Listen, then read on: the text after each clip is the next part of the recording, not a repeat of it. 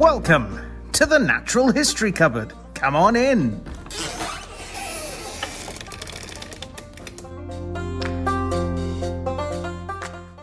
Welcome back to the Natural History Cupboard podcast, the place where the weird and wonderful parts of the natural world come together. I'm your host, Gareth, and with me, as always, is my co-host, Aaron. Aaron, what have you been up to? Actually, this week I was away for my cousin's wedding. So if he's listening, congratulations. Mm-hmm. And other than that, not much. Our red swordtails gave birth. Nice. They're live bearers. Five fry. That's what you call them. Yeah. So that was really cool. Yeah. They're cute little things. I think I took a video which will be playing as we speak about that.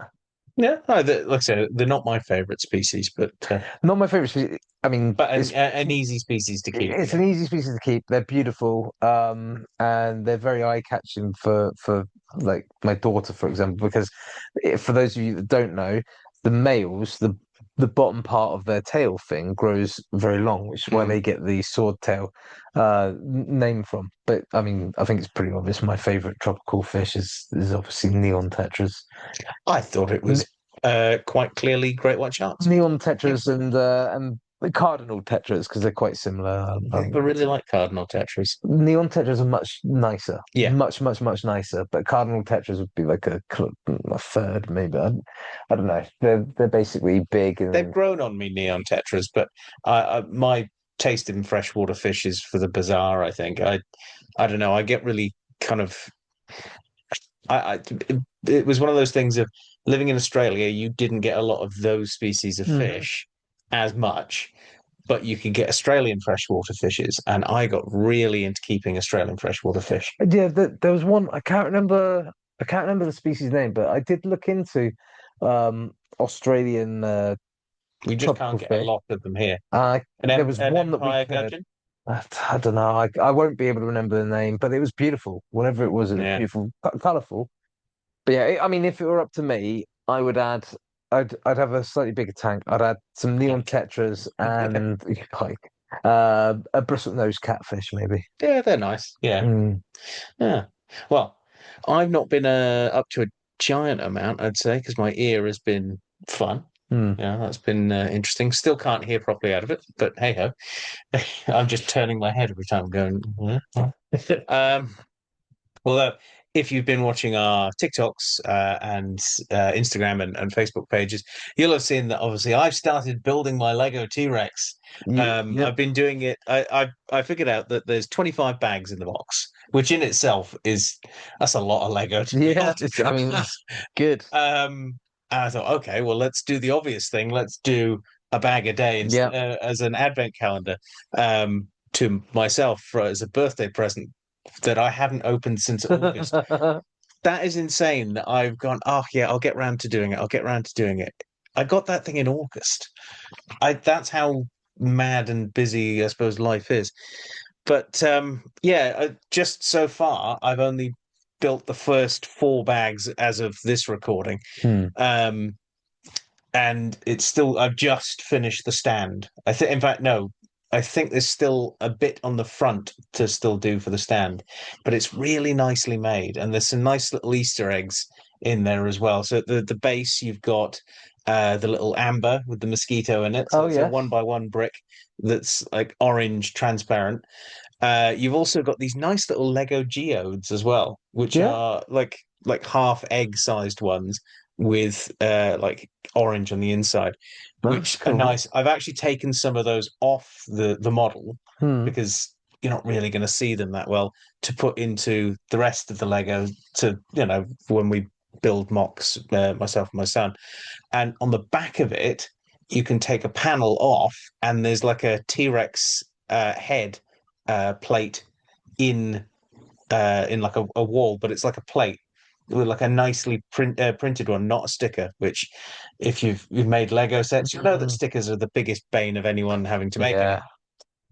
So that's nice, but it's hidden. So I might take that one off and put it into something else as well. Okay. It's going to sit there on top of my computer. Yeah. It's not going, I'd rather just modify bits. That one's a display piece. Yeah, oh, definitely. This thing's going to be huge. The base is that big. Do any minifigs come with this one? I Yes, can't remember. you get Alan Grant I and wondered. Ellie Sattler. Yeah. But even though it's a T-Rex, it doesn't really make much sense for them because they're not digging up a T-Rex, but they're in their Montana clothes, from the first opening scenes Right. of them digging up the Velociraptor. So yeah, they'll go with the base of that because they're like a nice collector little one. But I do know that in the skull, when you eventually get to building the skull, which that'll be a way away. I don't know what day that'll be on, but it's going to be fun. I bet you that's number 25. I bet yeah, That'd probably be really is. cool if it was. I know the next bit is building the spine, which just seems to be very repetitive, building all the different vertebrae and everything. I know in the head you get a frog.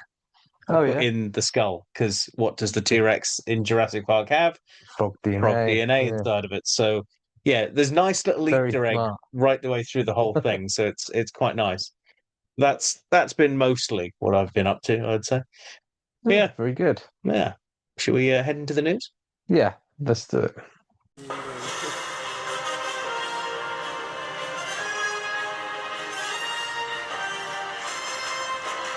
It's the news! Right, well, we're into this week's news. I'm going to start it off with a bit of sad news, actually. This is from the British Divers Marine Life Rescues Facebook page and then their own website. It's a mystery whale midnight stranding, essentially. It's the very sad news that a young female pygmy sperm whale measuring about 1.7 meters long was found just on Anglesey around midnight, basically. And unfortunately, the animal was quite young, appears to have been a maternally dependent calf and had quite a few injuries on her. And this is a species that's found in deep waters and usually found towards the tropics. And there's only been about 20 recorded individuals in and around UK waters. Unfortunately, the animal didn't make it, but it's a bit of a rarity that's turned up in the UK, and unfortunately, didn't make it. But it sounds like she was having a bit of a rough time before she even stranded on Anglesey. So yeah, sad news. It is sad news. Hopefully, my news pulls us up from there because I'm quite excited about all the news articles I've got this week. First one is from Bird Guides. France launches its largest rewilding project in Dauphin Alps. So, Rewilding Europe, a non-profit organisation, announced plans to create its 11th rewilding landscape on an area covering 480,000 hectares of the mountainous southeastern French Alps. The plans intend to restore wild horses, alpine ibex, European roe deer, Eurasian lynx, grey wolf, and vultures, as well as having cattle there, which is really cool. That's cool. Well, I've got another marine mammal-based one, but this is slightly less depressing, and it's a way that you can help out as well. So it's from the WWF, not the wrestling organization. It's the one with the panda on its logo. You could be our next walrus detective. A new walrus haul-out site has recently discovered by satellite an unmonitored area in Svalbard, and it's sparking a call for your help.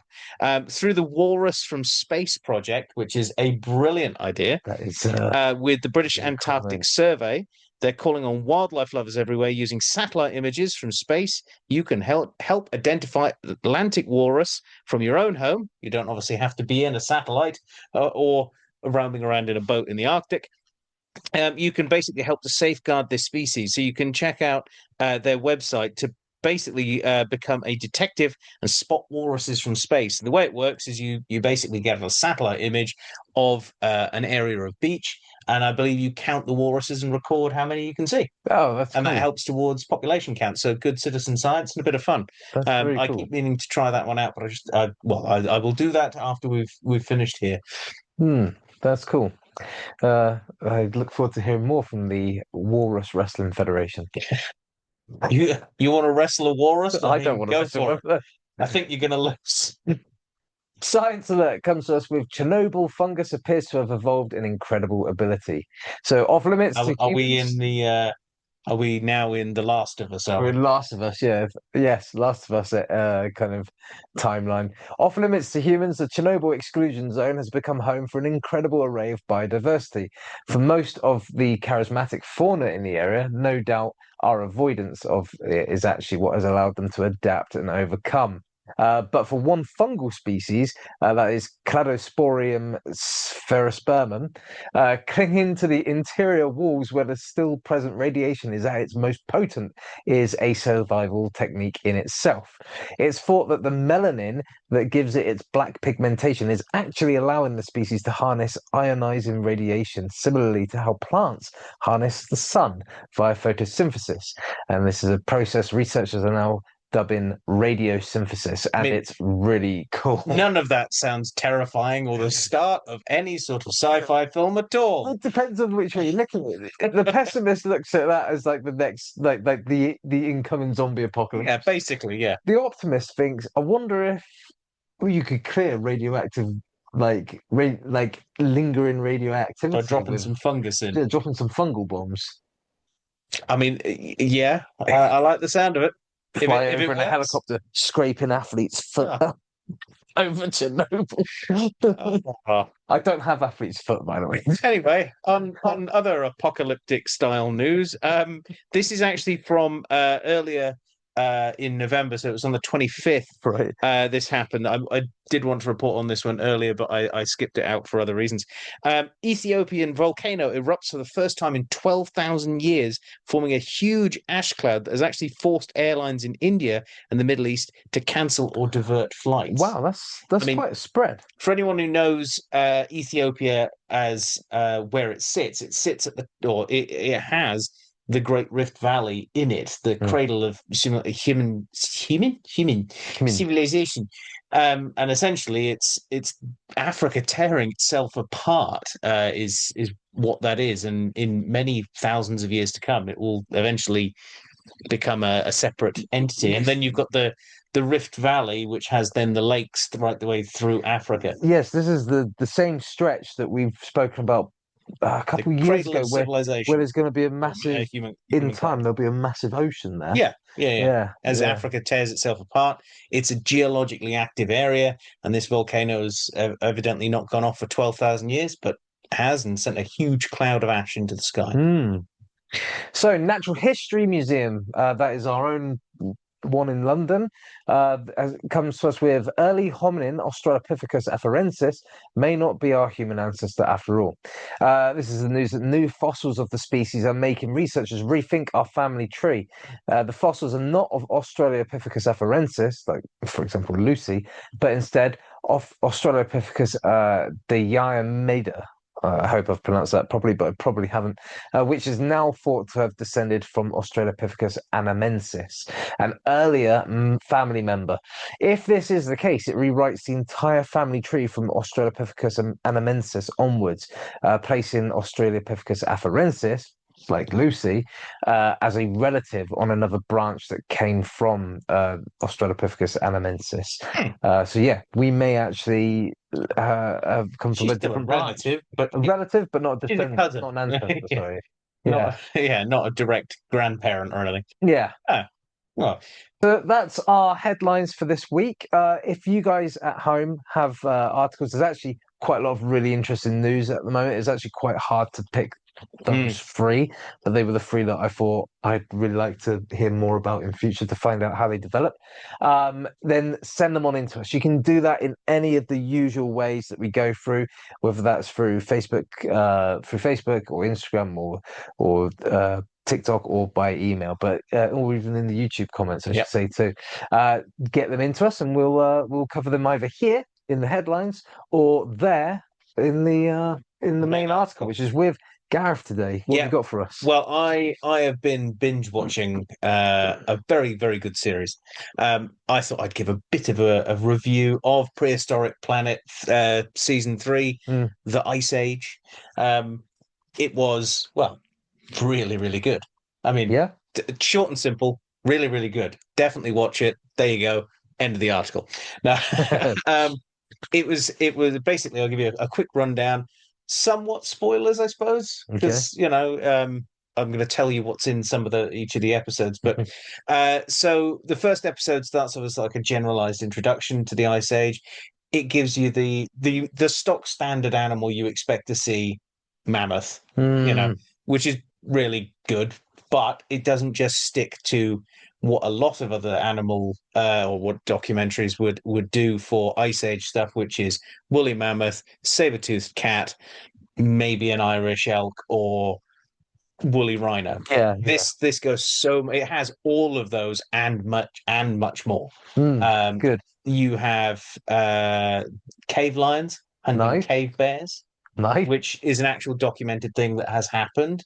You see cave hyenas briefly in it, which is nice as well. You also get the different animals as well. There are so many ground sloths in this; it's just brilliant. I loved every single ground sloth moment. I think ground sloths are awesome animals. And you had, ones that are living in frigid temperatures and are basically using the same sort of behavior as like bears, sort of hibernating a bit and everything. You've got some of the giant species of ground sloth living in the more tropical regions, and they actually depict them with less hair, which fits with elephants and things like that, which live in the tropics, have less hair. You've got then ones that are living in more desert conditions. You see them climbing. You see a teratorn trying to knock it off a cliff, which it's nice to see Argentavis in something. A teratorn, huge predatory birds, only relatively briefly in it, but it's just nice that it's there. You also get almost an entire episode dedicated to Australia and its species. So you have the giant short-faced kangaroo, Procoptodon, Thylacoleo, which just looks really nice. And they do make it seem just that little bit dimmer than you would think, because it is related to koalas and things. So it's probably it's there's a brilliant scene where you see it trying to chase some Procoptodon. And there's a few criticisms I have on the entire series, but they're very, very minor. They don't explain the fact that Procoptodon can't hop like a normal kangaroo and has to run, but you still see it running like like a kangaroo running for some reason. But if you didn't know that they can't hop, that would appear quite weird, like they'd forgotten how to animate a kangaroo hopping or something. But they also show the fact that they reckon they could only run about 10 miles an hour or something, but Thylacoleo can only do about 8. And so you've just got this really slow chase of these two animals trying to chase each other. It's really good, pointing out the fact that the Thylacoleo is more of an ambush hunter. And then you see it later on throwing itself out of a tree to catch one of them. So it is nicely done. You see the moa in New Zealand, which is really nice as well. And they point out the sexual dimorphism between the males and the females, how the males are tiny compared to the females.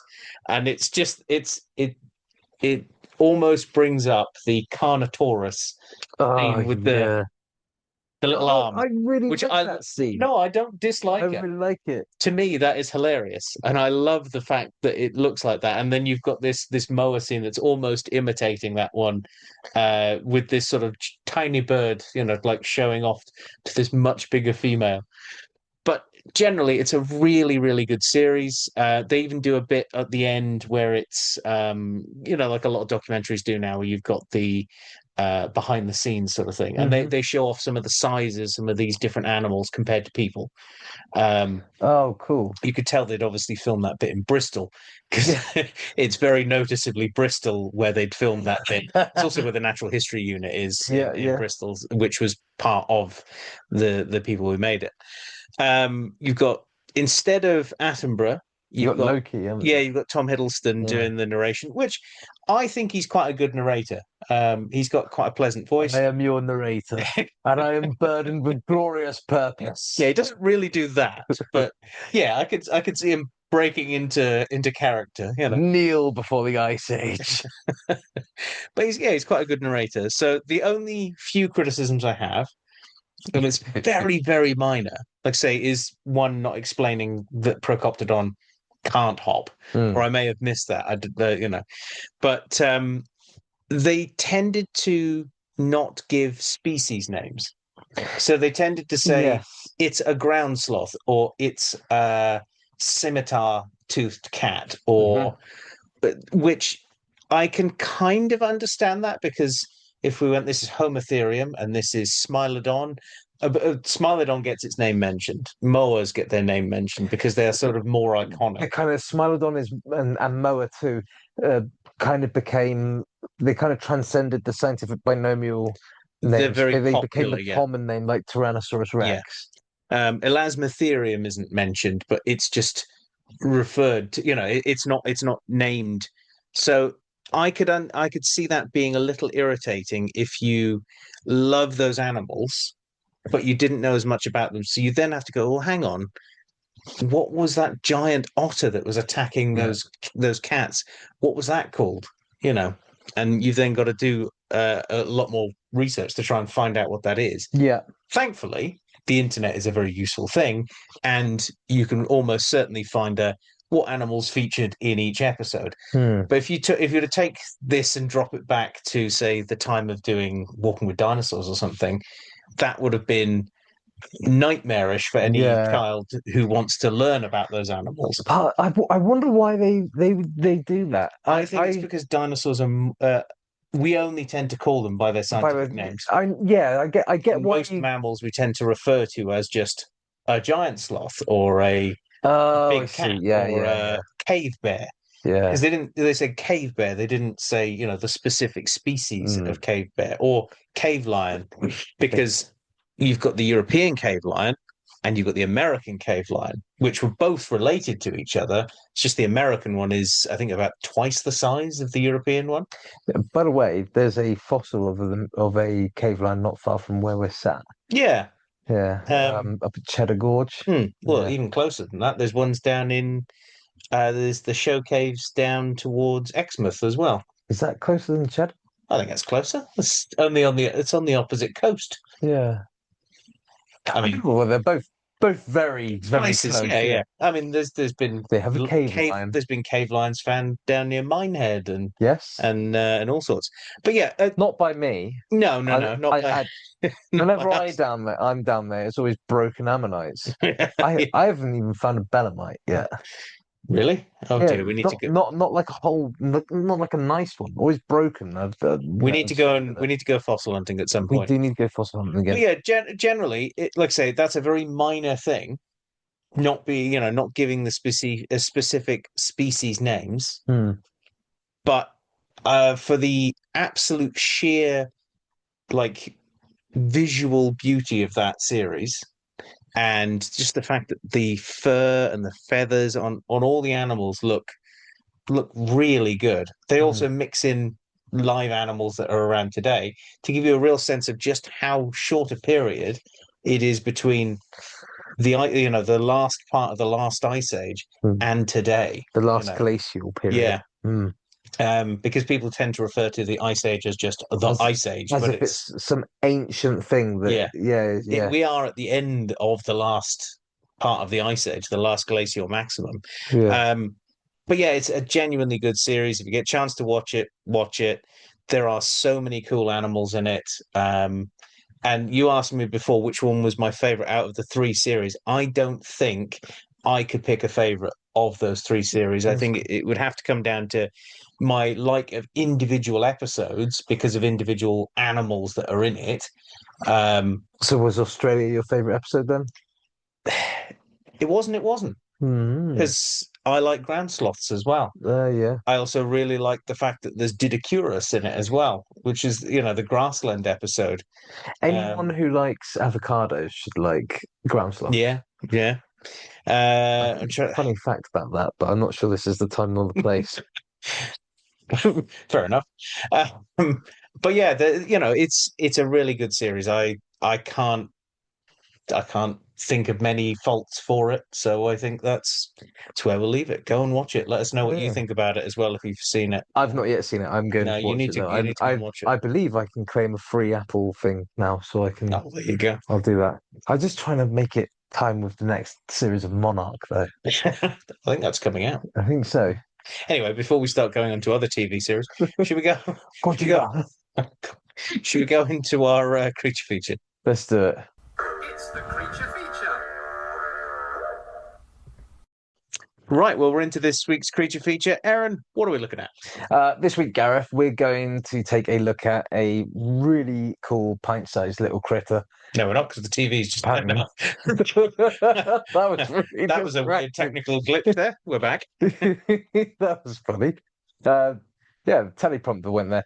So yeah, this is a really it's just a very cool and very interesting pint-sized little critter that everybody will have seen at the top of the episode, obviously, because of the artwork that Drew's kind enough for us to do. But probably most people would recognize anyway. Despite being rather famous these days, it actually does remain a bit of a muddled species in the public eye. And so we'll begin with asking just what is and is not a Compsognathus. So to kick things off, we'll look at arguably their most popular interpretation in modern media, which is of course their appearances in the Jurassic franchise. Yeah. So they first appeared in the I must clarify the first appearance of these in movie. Yes, because they're in the book. Yeah, they're in the first book. Yeah. So we'll look at the first appearance of them as being the second Jurassic Park entry, The Lost World, and in fact, they're actually a big part of why I enjoyed that movie so much. There's other things that I enjoyed more of that, but they are a really cool entry. They're definitely one of those animals that make that film.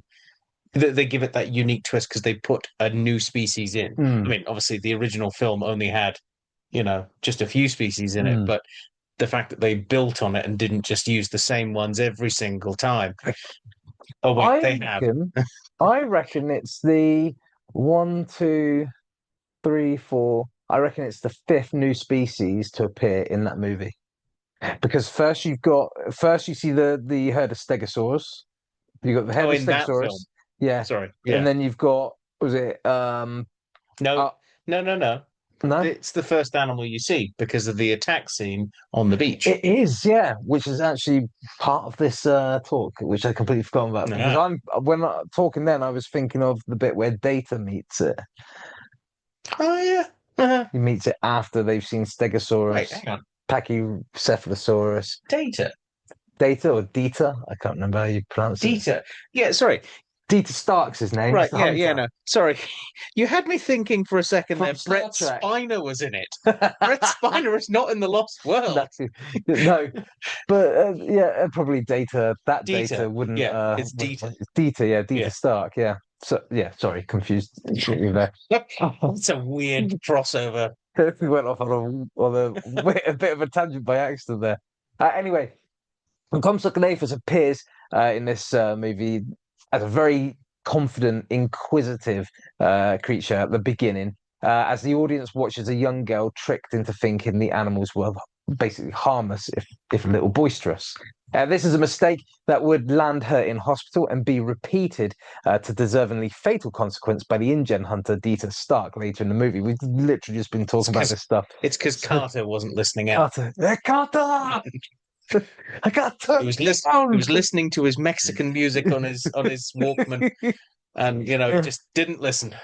So the compies in this film appear as small, skinny, bird-like theropods with sleek, scaly skin, a swan-like neck posture, the pronated wrists of a limp basketball player, and sharp teeth. This is actually, believe it or not, one of the better interpretations of dinosaur species in this franchise. And despite the odd, incorrect aesthetic detail, it's not a design a nerd could complain too much about. No. There are, however, some important differences. So in life, compies were very much the diminutive little predators that you do enjoy on the screen. They measured between 75 centimeters and about 1.25 meters in height. and 89 centimeters to 1.4 meters in length. Which is considerably bigger than their on-screen It is bigger, but still, it's in the realm of it's still in an acceptable range, I would say. Yeah. They weighed around 0.32 kilograms to 3.5 kilograms. Now, that means that compies reach sizes roughly seen across various chicken breeds. So I've always thought of them as the chicken dinosaur. Well, which is a dinosaur. The dinosaur, the prehistoric what came chicken, first? The compy or the egg? or the chicken. In fact, the Compsognathus was the smallest known non-bird dinosaur right up until Microraptor and Mahakala were discovered. Now, as theropods, they were indeed bipedal, as the film demonstrates, with long hind limbs and a long tail to aid in balance. That being said, the real animal was probably not as skinny as the film makes out. Yeah. They are far from being shrink-wrapped by their own skin. The compies would have more than likely been very muscular, very lithe and athletic. They also would have likely had their necks held a little bit more straight out than depicted in the film. Not quite.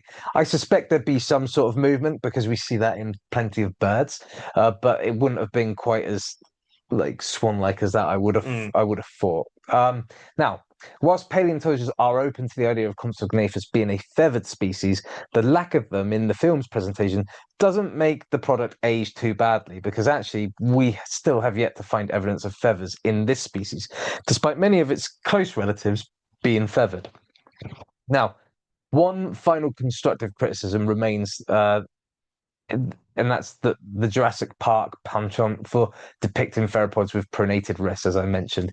The fossil record shows that this is yet another species that just wouldn't have had that. No theropod would have had that. No, but there were dinosaurs that did have pronated wrists. Yeah, hadrosaurs and things. Yeah, but not theropods. No. So, as you can tell, few nitpicks, but otherwise a very well represented in terms of aesthetics in this franchise, given lots of exciting scenes to shine in, and as if it needed extra cover points, it is actually one of the few Jurassic era species in the Jurassic Park zoological collections. But wait just a moment, because these films do not stand alone. As we've mentioned just a minute ago, they were originally books before Steven Spielberg got his hands on them. And the thing is, in fact, the book, because the original book ends with them basically nuking and napalming the island. That's right, yeah. And it was only through the fact that the film became so popular that everyone went, well, I'm sorry, Mr. Crichton, you're just going to have to make another one and just completely forget that you nuked the island and forget that Malcolm died. He's fine. He's alive somehow. Dark, Sith magic and. I've read both books, but I can't remember how they explained away him being alive again. Yeah, it's been a long time since I read them, but yes, yeah. Anyway, the role somehow Malcolm returned. Somehow, like you said, Sith magic, alchemy. The role that Compsognathus plays in the film is in fact that of a different species from the book. It's actually Procompsognathus, and it turns out that whilst they are a different species, people do muddle them up all the time. So we can clear up this confusion a little bit too. Despite being very similar in appearance, sharing extremely similar names, and coming from essentially the same place on Earth, what we would come to call France and Germany, they are in fact very different due to temporal and familial placements.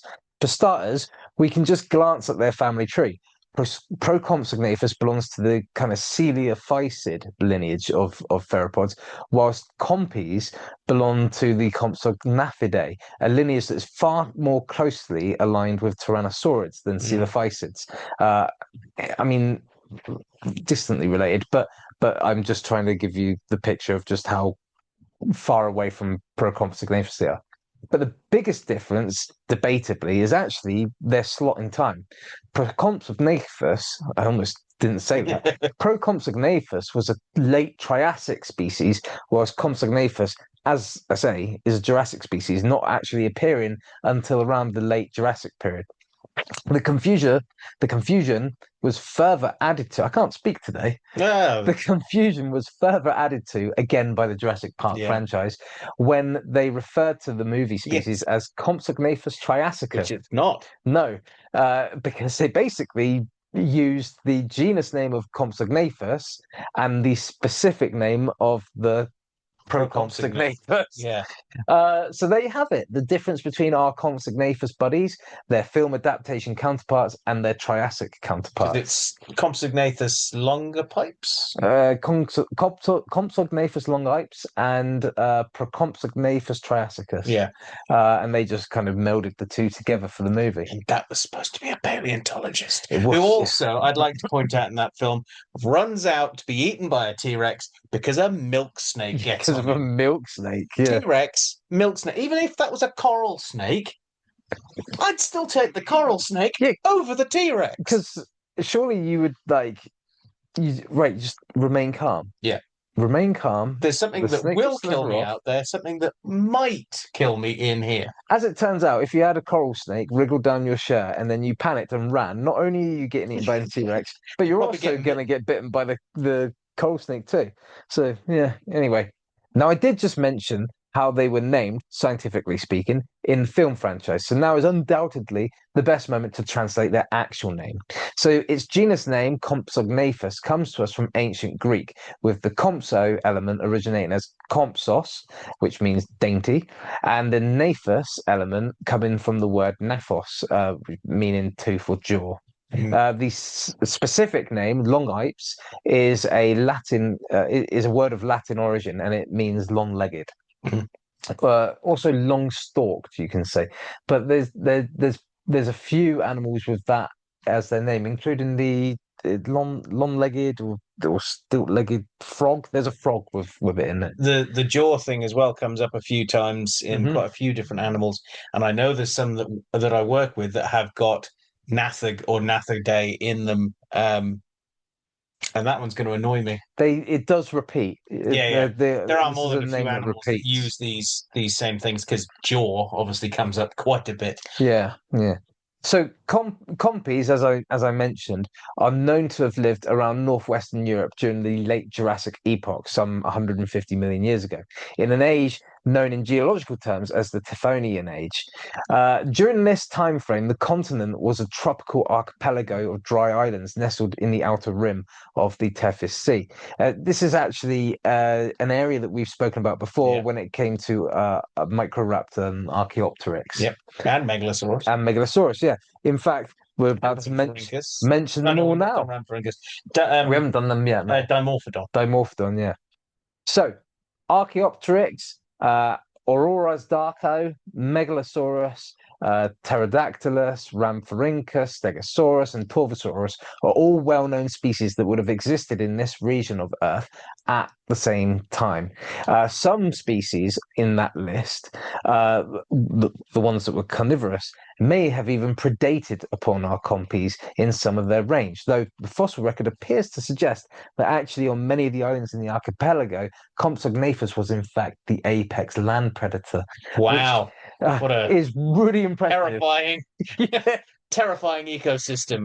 Very impressive considering its very unimpressive size. I'd like to think that they would hunt the same way they do in the film and just lure you into a creek and then brutally murder you. We'll get on to their diet in a minute because it's actually well known. So that being said, whilst we can only infer what species may have predated upon by little critters, we do, as I say, know exactly what our Jurassic chickens would have been eating. So the thoracic cavities of fossilized specimens, particularly one originating in Portugal, have contained the remains of a small lizard. In the Portuguese version, the Portuguese specimen, it was very likely a Bavarisaurus, which is a very nimble, agile, and fast-built lizard. So this likely would have dictated sharp sensorial processes such as acute vision, fast reflexes, in order for compies to be able to hunt them. In fact, some estimates suggest a top speed of 40 miles per hour for short distances, though this has understandably been very criticized. Yeah, that's quite fast. Yeah, such a small creature. Imagine a chicken at 40 miles per hour. Neat, neat. Well, yeah, it's a roadrunner at that point. From the fossilized remains, it appears as though the animal was dismembered before having its body parts swallowed whole. Nice. So yeah, nice way to go. Unfortunately, Compsognathus is no longer with us, as thrilling as it would be to have one in studio for you all to see. But the fossils left behind, despite their tininess, are thoroughly awe-inspiring, as some of the most complete specimens of any dinosaur uncovered to date.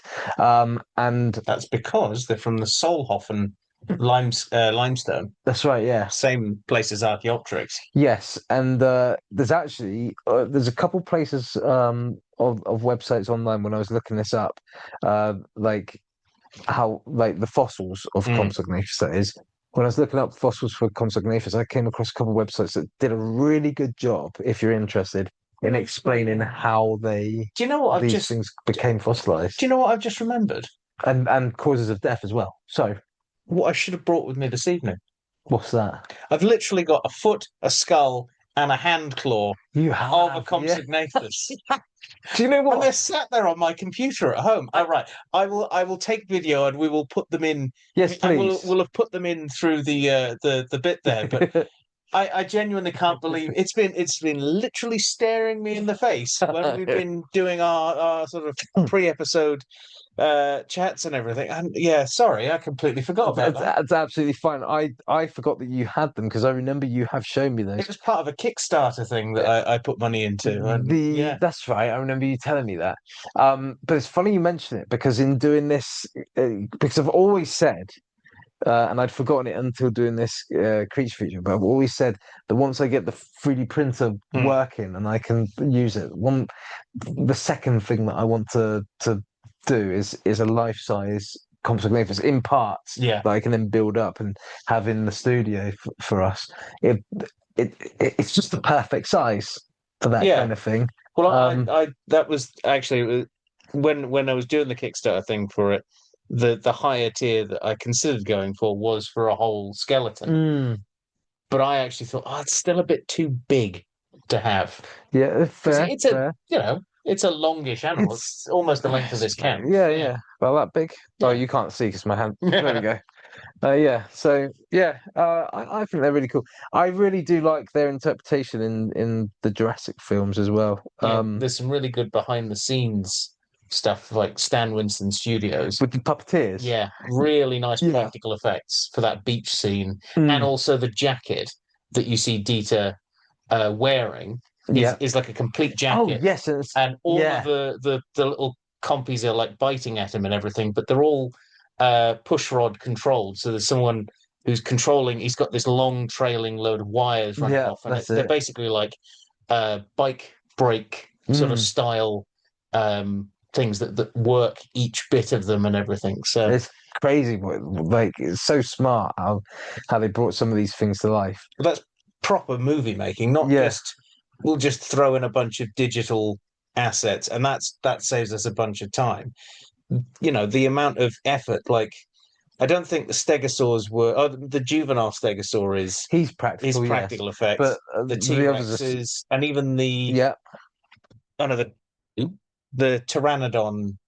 No, that's the third film. Sorry, those were practical, and the raptors were practical as well. The Jurassic Park, the first two movies of Jurassic Park, and no, in fact, the first three. I'm actually going to say something positive about the third one. Oh, good. The first three Jurassic Park movies, what they did was demonstrate how to perfectly use CGI. Yeah. Because they had their practical effects, so they had their practical animatronics, and what they did was obviously they're not perfect. So what you do is you kind of paint over the imperfections with the CGI, and that's what makes these dinosaurs look like they come to life. You can see it because things like the Spinosaur, like at least all the Tyrannosaurs from the first three films. The raptors, the compies, all of them look good. But if you want to criticize the first Jurassic Park for anything, the most beautiful scene of that whole movie when they see the first dinosaur, the Brachiosaurus, if you look, it doesn't take much careful looking to nowadays see that Yeah, Brachiosaurus is floating, like it has it no doesn't. It gravity. hasn't aged as well. It still looks beautiful. One of the most standout But scenes is the Gallimimuses and the T-Rex, yes. and that whole thing.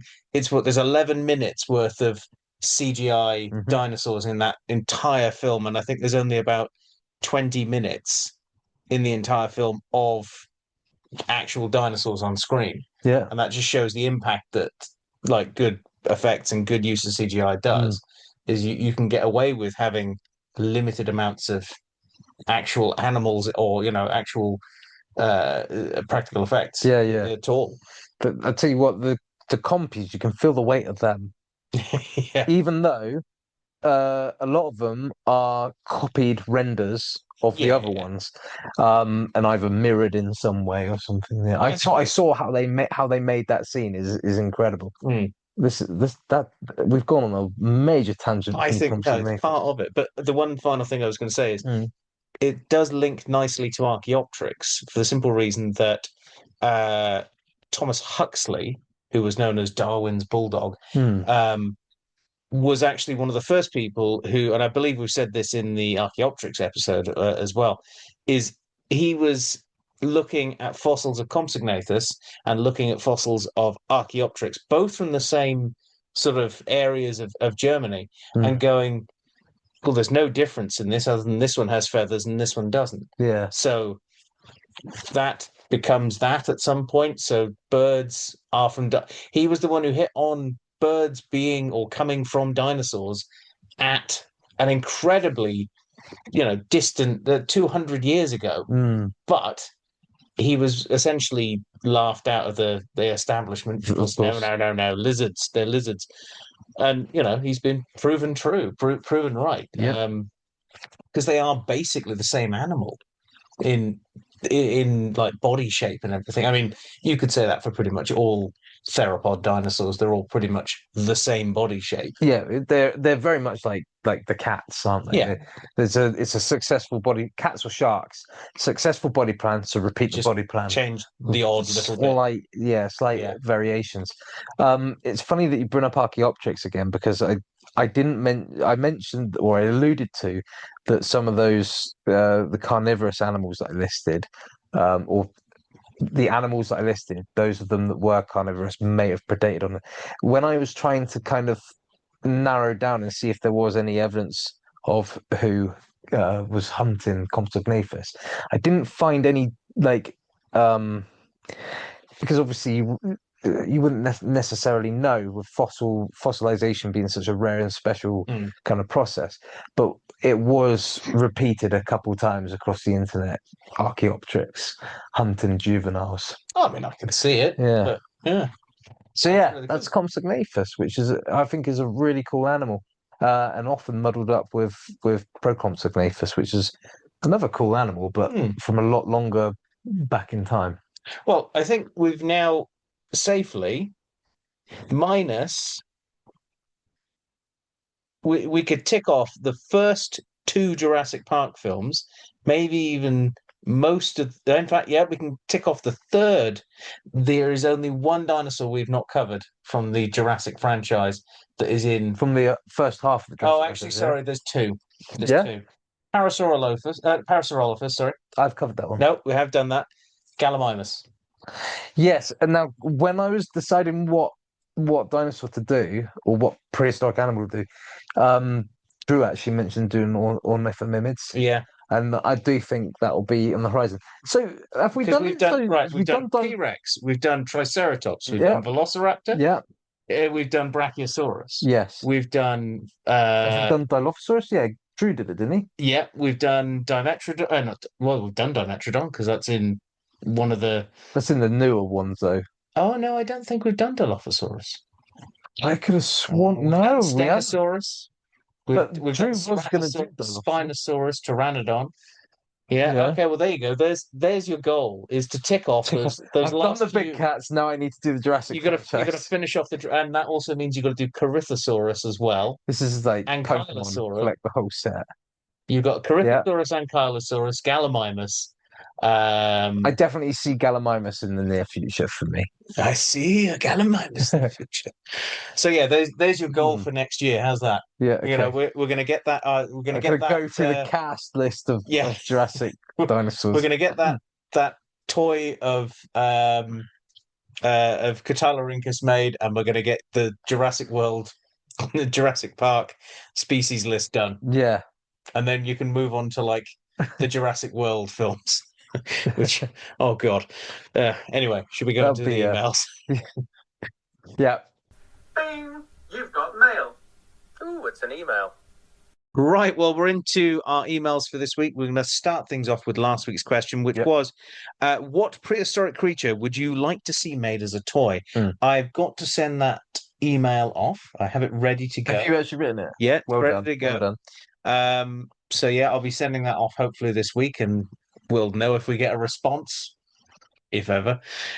But anyway, adding to that list of what animals we would like to see made as a toy, we're starting off with Robert Preston, who has said, from cell 1 to now, or our predecessors. So basically, I'm assuming just a incredibly long box that has every single species in sort of a linear fashion right the way up to humans. Yeah. I mean, I'm up for that as like a multi-pack thing. Yeah, you know, that'd be cool. It's just probably getting it out of a shop is going to be an issue. Yeah.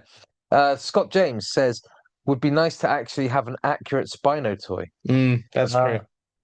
He's right. There's not as many. I mean, that's partly because it keeps changing shape. I was in a shop today, and they had the Jurassic World Rebirth Spinosaur. Now, I kind of like that toy. I don't like that version of it. I only like the toy because it's got like this sort of I'm trying to think of. You basically press the trigger, and it basically winds it up internally, and the mouth snaps and goes backwards and forwards. I'm trying to think of what that's called, where you'd sort of spin it and it spins up internally. You know what I mean? I know what you mean. I don't know the name of it though. So that I like just from the actual toy itself, but not from the way it looks. So Jen Babs has put, depending if it's a toy or an action figure or a squidgy, I have a cuddly hammerhead shark. I also have a cuddly tardigrade.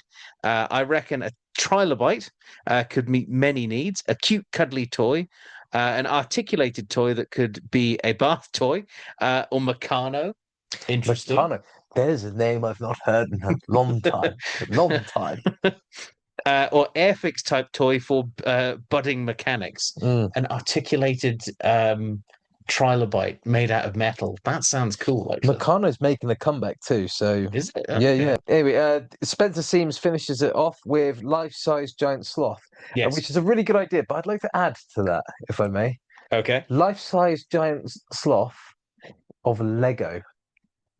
What, like a model, or a whole set? Or? No, a whole set that is Lego, a whole Lego set, and you build a life-size giant ground sloth out of it, and it just has to sit in your car park. I mean, like I say, the T-Rex thing I've got is 25 bags, and that's quite big, and that's not even close to like accurate scale. This wouldn't even be 25 bags, even if you downgraded from Lego to Lego boxes, Duplo. Perhaps, containers, yeah. So that was last week's question. This week, based on the fact that we've been talking heavily about a rather influential franchise, what is your favorite creature from the Jurassic Park movies? So we're opening that up to all franchise, including we have to include the Jurassic World ones, I suppose. Although I would like to point out, I think it should be realistic animals, not the Indominus Rex or the Indoraptor or the god awful whatever the thing is in the last film. Oh, the beluga whale cross alien, rancor alien queen tyrannosaur sperm whale. Yeah, which doesn't even do that much. It's got 4 arms. Where on earth did they think that? Sorry, I'm getting angry. Why did they think that was a good idea? What would be your favorite species? Is very easy, and you can probably predict it. Is it going to be? Is it going to be Roberta Rexy? Close? It's Buck, actually. I Ah, like Buck, and I also like. I'm gonna say, wow, twice in one episode, I'm mm. going to praise Jurassic Park 3. The raptors. I do like the Now, raptors the in the Lost film. World raptors are awesome, Yeah, the and I tiger stripes. do like, despite what other people think, I do like the variation of the Jurassic World raptors, but the Jurassic Park 3 raptors are awesome. I love how like leaf and athletic they look. I love the The quill little on the quills. males. Yeah. The colors are nice. But yeah, so there'd be a close second, but number one, or maybe there'd be a close third. I think Roberta is my second, but yeah, Buck is my favorite. Justice for Buck. He was done dirty in Jurassic Park. Is it Dominion or Domination? Dominion. Dominion. Yeah, he was done dirty in What that film. happens to him in that? Right. Okay. So let me I've forgotten. I've blocked those films from humor me for a moment as I go on one of tangent. my Jurassic rants. So, Here's your soapbox. Would you like to stay? so you got this movie, and just for the sake of it, just for giggles, they put in all these new dinosaurs, right? And most of them have no purpose whatsoever, including the ugly, as you said it yourself, Mm. ugly Therizinosaurus. Yeah.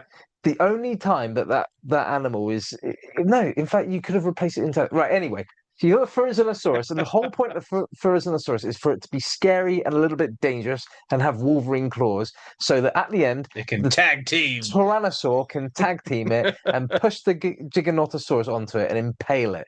Now, right at the end of that movie, if you bothered sticking around, which if you didn't, I don't blame you whatsoever, but right at the end, Roberta is walking up, or some people know her as Rexy. She's walking up the not the street. That's not the street. Up the mountain path, Yeah, right, into yeah. the pine woods, Yeah. and she meets two tyrannosaurs, who are very obviously Buck and Doe from Lost World. And yeah. then later, the director even said that is Buck and Doe from Lost World. Now, if you're going to spend the money on CGI to put them in, why?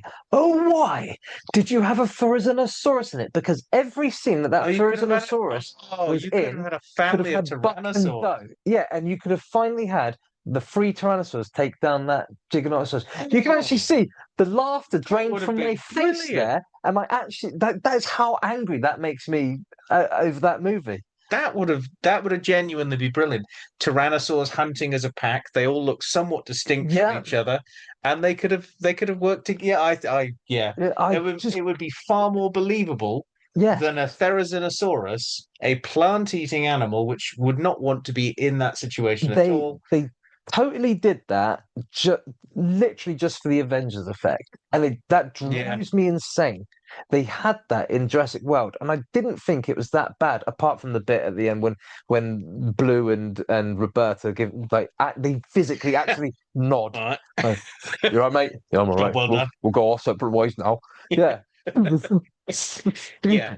Yeah. But yeah, that drove me it drove me insane watching that bit where she walks up and there's two tyrannosaurs there. You're kidding me? It's Buck and Doe.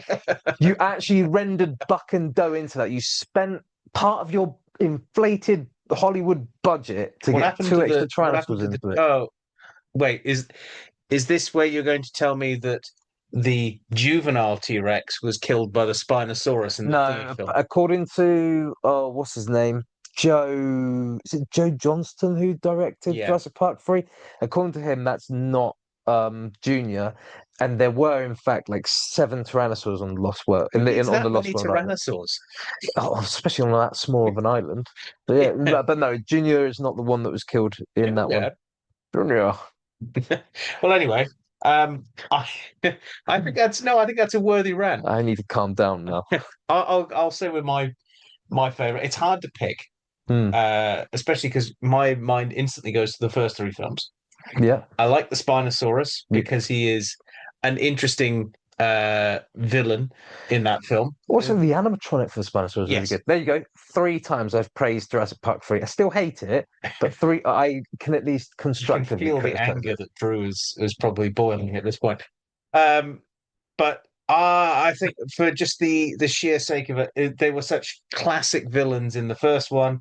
it's the Velociraptors for me. Yeah, they are cool. And it's right the way throughout. I don't mind the Jurassic World ones because they have a bit of color to them. But my biggest problem with all of the Jurassic World films is the drabness of the animals.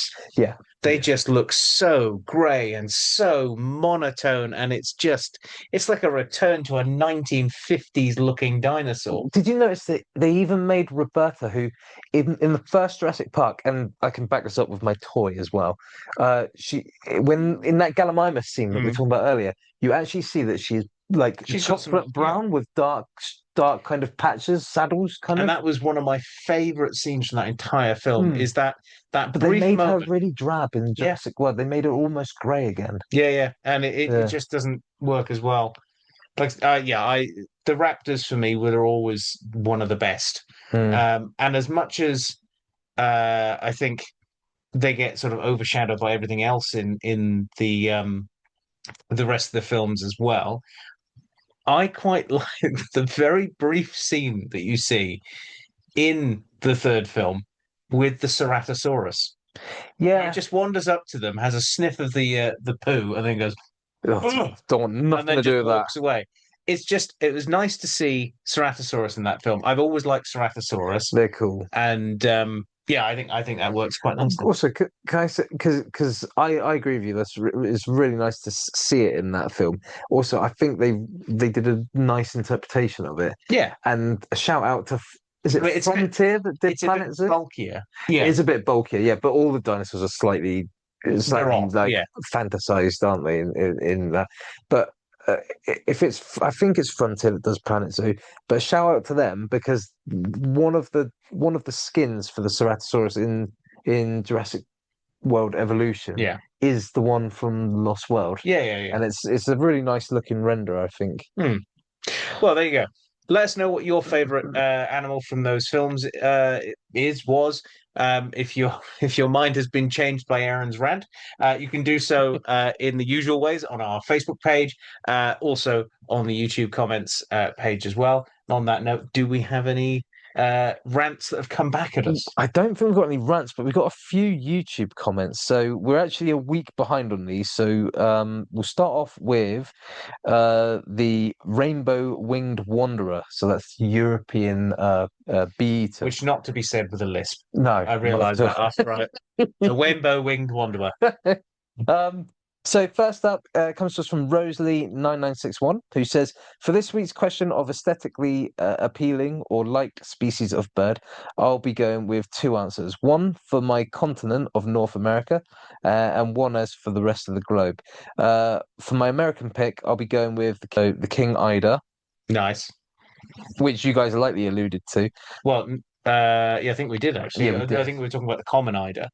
The king eider is slightly different. Talking about the common eider. They've got a much more pronounced sort of bit in front of their bill, big yellow patch, very regal looking. Yeah, they are. The coloration around the male's head, which we're just talking about, whilst in the breeding plumage is in a way elegant. For my pick for the rest of the world, I'll be going with the humble Australian native, which is the Gordian finch. Nice. Their bodies are blocks of mostly bright colours, and I believe they even come in multiple colour forms. Yeah. And annoyingly, and this is, I think, humanity's biggest irritating thing, is people have bred all white Gordian finches. Which is, what the hell is the point? The whole point of the bird is it's brightly coloured. It's like breeding a all-white not cockatoo, because they're all white. Macaw? Macaw, that was an all-white cockatoo. Who'd have thought of it? The second comment comes to us from Rennington, who says, hello, cupboard captains. This week, very logical and non-opinionated. Question for this week's very logical and non-opinionated question, I have decided to give two answers. I chose the grey wagtail as though nice as coloration as those coloration goes, it is not a vibrant palette, as it's mostly grey tones with a bright yellow underbelly. But its aesthetic charm comes from its delightful movement, bobbing around the ground. I agree. Simple charm and personality of the curious bird brightens my day. However, the most tantalizing charm of their tail bobbing motions frustrates me, as I am unable to capture it on a simple paper drawing. as of late, Just draw lots of lines, you know. yeah, like whoosh lines, Yeah, yeah. I'm was it as I sorry, stuttering a bit. As of late, I have been drawing a lot of birds, and I have gained respect for some more beautiful species like Egyptian and bearded vultures, as well as my second pick for the question, the Hoatzin, which is actually on. I Yeah. think it's on my list Stingbird. of animals to Possibly, do. yeah. Because they're really cool. As it's just such an odd bird that wouldn't look out of place in any fantasy aesthetic. Yeah. So then, from now we're up to date. This is an answer from last week's episode, this week's question, I should say, and it's from Rosalie 9961 again, who says, for this week's question of what prehistoric creature I would want to be seen made as a toy, I'll go with two answers for double chance of one being imagined. My two picks are Paracepherium and Civipherium. Nice. I love these large-bodied herbivores of the Cenozoic. Large animals are good for toys, or at least I believe so.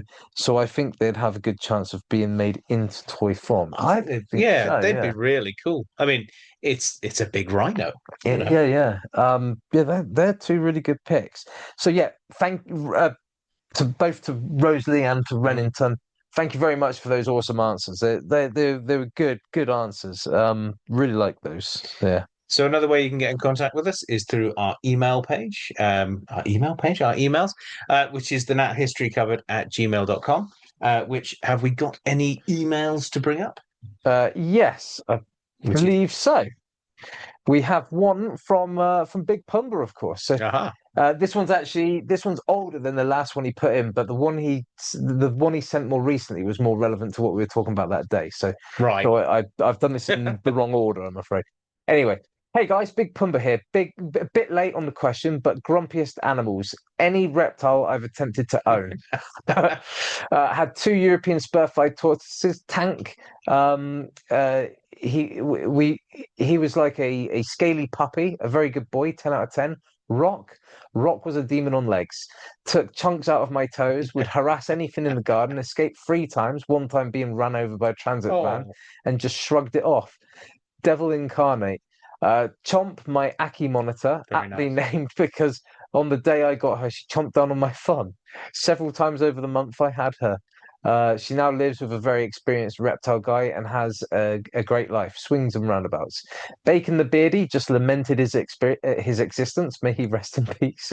Sorry, I'm not laughing at you. Lost Bearded Dragon. Just Bacon. Your explanations of these and the names you've given them are just Tortoises don't care. Tortoises do what they want to do. I will say I've always wanted a monitor lizard, and Aki is like top of that list. I do really like them.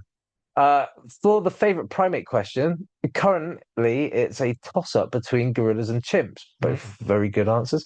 Though my favorite animal is rhinos, I always spent the longest time at Chester Zoo watching the chimps. Chimps actually scare me. Can't quite say why, but I know if I worked in a zoo, I wouldn't want to work with chimps. Amazing creatures. Gorillas, however, adorable babies. Funny, seems to be pretty chill and less pushed. And if I did drink, I'd rather have a pint with a gorilla than a chimp. And that's my basis.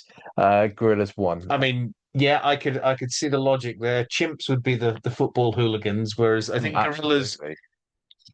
I mean, they're not all peaceful gorillas, but they are bigger wimps than chimps usually are. Yeah. But they've got like a silent power about them, I think. And I think, I did. We've both worked a little bit with chimps.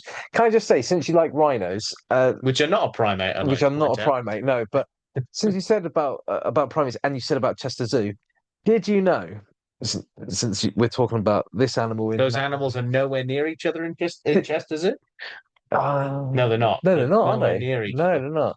But did you know that the rhino reserve at Knowsley? That I'm not. Before I say this, this podcast is not sponsored or has any affiliation to Knowsley Safari Park whatsoever. It'd be nice if we were sponsored by them. This is just a fact, or at least it was a fact at the time that I was working at Knowsley. The rhino reserve at Knowsley is the size of Chester Zoo. You can fit all of Chester Zoo into the rhino reserve at Knowsley. And was that Chester Zoo as it was, because it's now got a lot more land.